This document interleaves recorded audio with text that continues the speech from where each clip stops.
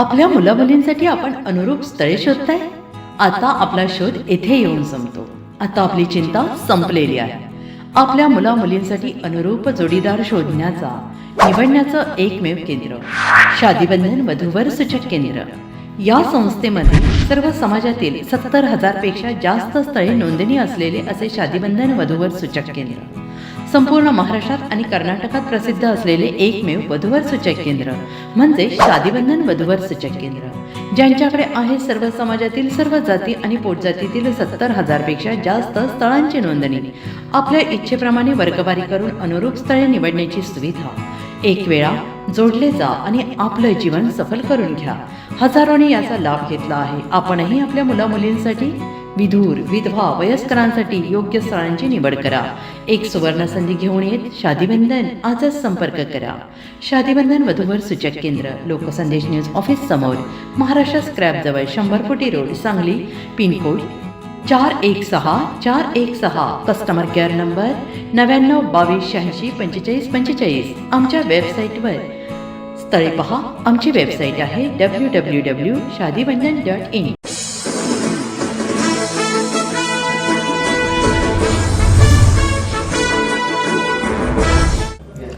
नमस्कार, लोकसंदेश न्यूज चॅनलमध्ये आपलं स्वागत आहे.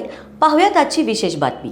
साताऱ्यात अवैध कॅफेवर पोलिसांची कारवाई, चालकाविरुद्ध पॉक्सो अंतर्गत गुन्हा. सातारा प्रतिनिधी. शहरातील अवैध कॅफेंवर सुरू असलेल्या मोहिमेत सातारा शहर पोलीस ठाण्याने मोठी कारवाई करत एका कॅफे चालकावर गुन्हा दाखल केला आहे. अल्पवयीन मुलामुलींना अश्लील कृत्य करण्यास प्रवृत्त केल्याचा आरोप संबंधितांवर ठेवण्यात आला आहे. पोलीस अधीक्षक निखिल पिंगळे, अपर पोलीस अधीक्षक डॉक्टर वैशाली कडूकर आणि उपविभागीय पोलीस अधिकारी राजीव नवले यांच्या मार्गदर्शनाखाली ही कारवाई करण्यात आली. पोलीस निरीक्षक सचिन मेत्रे यांच्या नेतृत्वाखाली विशेष पथक तयार करण्यात आले होते. गोपनीय माहितीनुसार देवी चौक परिसरातील season cafe, the food court येथे अल्पवयीन मुलामुलींसाठी बंदिस्त जागा उपलब्ध करून देऊन अश्लील कृत्यांना प्रोत्साहन दिले जात असल्याची माहिती पोलिसांना मिळाली. त्यानुसार पोलिसांनी छापा टाकला असता कॅफेमध्ये पडद्यांनी वेगळ्या खोल्या तयार करून त्या भाड्याने देण्याची व्यवस्था आढळून आली. या प्रकरणी कॅफे चालक मंथन मोहन तावरे, वय वर्ष 26, राहणार मंगळवारपेठ, सातारा, याच्याविरुद्ध सातारा शहर पोलीस ठाण्यात गुन्हा क्रमांक 404/2026 नोंद करण्यात आला असून पॉक्सो कायद्याच्या कलम 12 व 17 अंतर्गत कारवाई करण्यात आली आहे. या कारवाईत सहाय्यक पोलीस निरीक्षक अविनाश माने, पोलीस उपनिरीक्षक सुधीर मोरे तसेच पोलीस कर्मचारी पंकज मोहिते, विक्रम माने, सुहास कदम, महिला कर्मचारी सरोज शिंदे आणि पूजा शिंदे यांनी सहभाग घेतला. सातारा शहरातील अवैध व्यवसायांवर पोलिसांची मोहीम सुरू असून अशा प्रकारच्या कारवाया पुढेही सुरू राहणार असल्याचे पोलिसांनी स्पष्ट केले आहे. सातारा प्रतिनिधी प्रवीण नवघरे. आज रोजी दुपारी 12:15च्या सुमारास सातारा शहर DB येथे काम करणारे सपोनी माने व त्यांच्या स्टाफला एक गोपनीय माहिती मिळाली की सीझन्स कॅफे म्हणून जे राजलक्ष्मी हॉटेलच्या बाजूला जे थिएटर आहे राजलक्ष्मी थिएटर, तिथे तर विमल एम्पायर म्हणून बिल्डिंग आहे आणि त्या ठिकाणी एक तावरे म्हणून इसम आहेत. त्यांचे सीझन्स कॅफे म्हणून फूड कोर्ट आहे आणि हॉटेल आहे या नावाने त्या ठिकाणी ते दुकान चालवत आहेत आणि त्या ठिकाणी अल्पवयीन मुले आणि मुली हे गैरकृत्य करत आहेत अशी गोपनीय माहिती होती.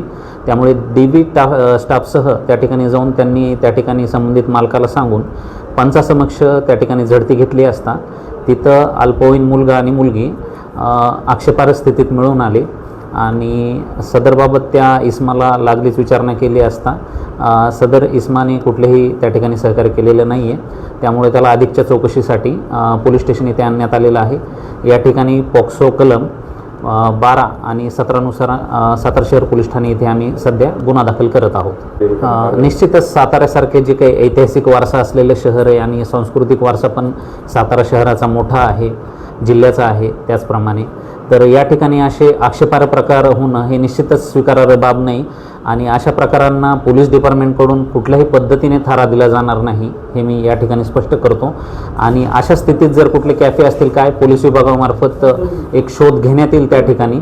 आणि संबंधित सातारा शहरातील सुजाण नागरिकांना माझं या ठिकाणी आव्हान आहे की याबाबत आपल्यालाही काही कळत असेल तर निश्चितच 112 नंबर असेल किंवा सातारा शहर पोलीस स्टेशन या ठिकाणी किंवा शाहूपुरी असेल या ठिकाणी आपण संपर्क साधावा आणि पोलिसांकडून अशा ज्या काही आपल्याकडून बातम्या मिळतील किंवा पोलिसांनी घेतलेल्या शोध मोहिमेत जे काही आक्षेपार्ह प्रकार या ठिकाणी आढळून येतील त्यावर निश्चितच प्रचलित कायद्याच्या चौकटीमध्ये कठोर कारवाई केली जाईल. अशाच विशेष घडामोडींसाठी आमच्या यूट्यूब चॅनलला सबस्क्राईब करा, फेसबुक पेजला लाईक करा आणि इन्स्टाला फॉलो करा.